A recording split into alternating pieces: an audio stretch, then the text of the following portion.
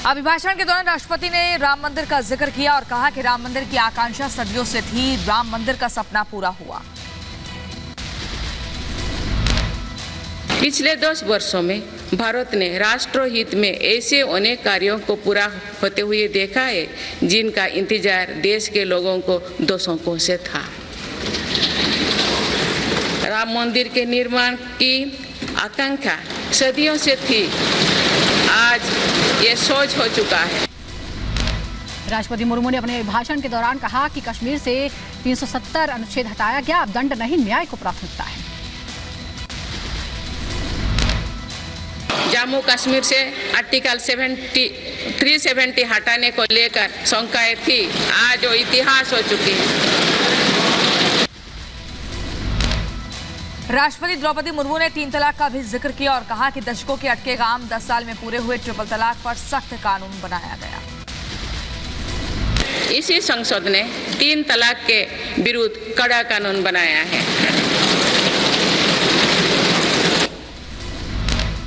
Budget सत्र में राष्ट्रपति द्रौपदी मुर्मू का अभिभाषण, कहा नए भवन में नीतियों पर संवाद होगा, यहाँ एक भारत श्रेष्ठ भारत की महक है। अमृतकाल की शुरुआत में ये भव्य भवन बना है, यहाँ एक भारत श्रेष्ठ भारत की महक भी है। भारत की सभ्यता और संस्कृति की चेतना भी है। अपने अभिभाषण में राष्ट्रपति मुर्मू ने कहा, भारत ने सफलता के साथ आदित्य मिशन लॉन्च किया, चंद्रयान 3 की सफल लॉन्चिंग हुई, भारत ने तेजी से विकास किया। चंद्रमा के दक्षिण ध्रुव पर झंडा फहराने वाला पहला देश बना। भारत ने सफलता के साथ आदित्य मिशन लॉन्च किया, धरती से 15 लाख किलोमीटर दूर अपनी सैटेलाइट पहुंचाई। बजट सत्र पर पीएम मोदी का बयान, कहा संसद ने गरिमापूर्ण फैसला किया, संसद ने बनाया नारी शक्ति अधिनियम कानून, नारी शक्ति के साक्षात्कार का पर्व। निर्मला सीतारमण जी के द्वारा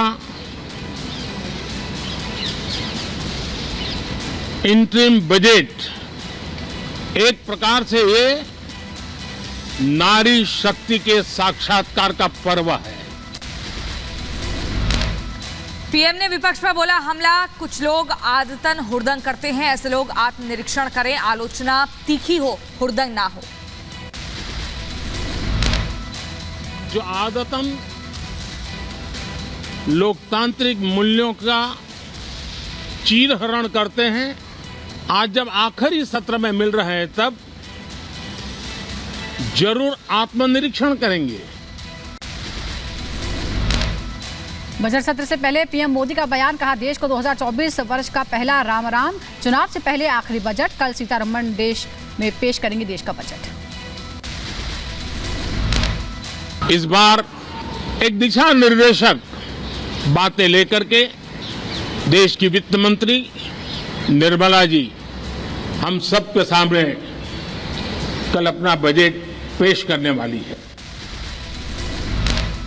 आज से संसद का बजट सत्र, आज लोकसभा में विशेषाधिकार समिति की रिपोर्ट पेश की जाएगी। झारखंड के मुख्यमंत्री हेमंत सोरेन से पूछताछ करेगी ईडी, आज दोपहर 1 बजे सीएम सोरेन से पूछताछ होगी।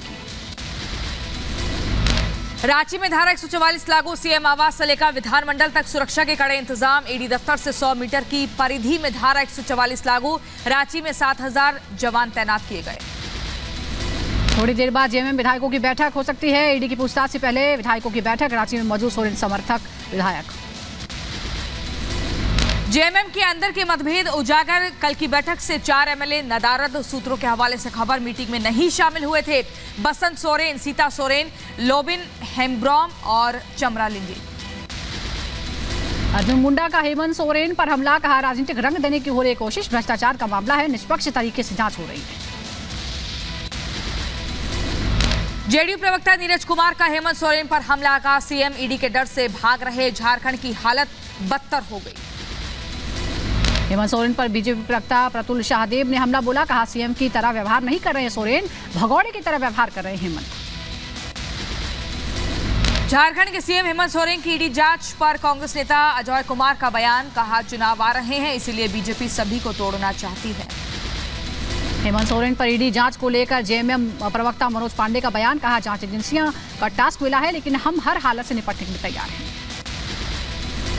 लालू परिवार पर ईडी का जांच को लेकर मनोज झा का बयान, कहा पहले 10 घंटे लालू जी और फिर 8 घंटे तेजस्वी जी से पूछताछ की गई। हमारे नेताओं को परेशान किया जा रहा है जांच एजेंसियों द्वारा। कांग्रेस नेता जयराम रमेश का एनडीए गठबंधन पर बड़ा बयान, कहा नीतीश जी तो यू टर्न मारने में उस्ताद हैं। ममता जी ने खुद कहा है कि वो गठबंधन का हिस्सा हैं। लोकसभा चुनाव से पहले यूनिफॉर्म सिविल कोड लागू करने की तैयारी में धामी सरकार। सीएम धामी ने 3 फरवरी को कैबिनेट की बैठक भी बुलाई। 2 फरवरी को कमेटी को रिपोर्ट सौंपेगी सरकार। एनडीए गठबंधन में सीट बंटवारे पर संजय राउत का बयान, कहा सीट बंटवारे पर बातचीत सकारात्मक तरीके से चल रही है। महाराष्ट्र में भी सकारात्मक तरीके से बातचीत जारी है।